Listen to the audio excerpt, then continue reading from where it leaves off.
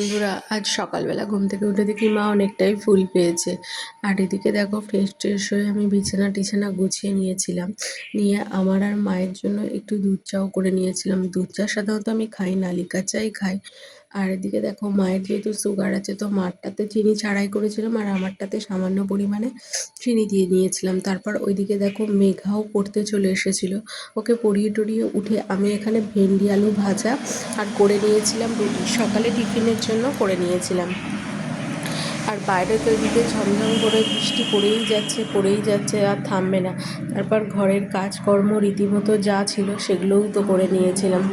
করে নিয়ে ঘর টর ভালো করে ছাদ টাদ দিয়ে ওকে, যেহেতু আজকে আমি মেঘাকে একটু সকালেই আসতে বলেছিলাম, কারণ যেহেতু বিকালে আমার এক জায়গায় যাওয়ার ছিল জানো তো, সেই জন্য। তারপর ওদিকে দেখো মা দেখি ভাত বসিয়েছে।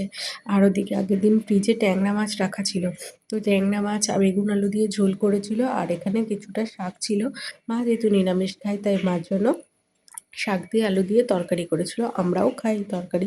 তারপর স্নান টান করে ফ্রেশ ট্রেশ হয়ে, স্নান করতে যেহেতু একটু দেরি হয়ে গেছিলো, তাই দেখি মা ওদিকে স্নান করে পুজোটা দিচ্ছে। আর ওদিকে পাপাই দেখো একটা পেঁপে গাছ বসেছিল, গাছটা অনেক বড় হয়ে গেছে।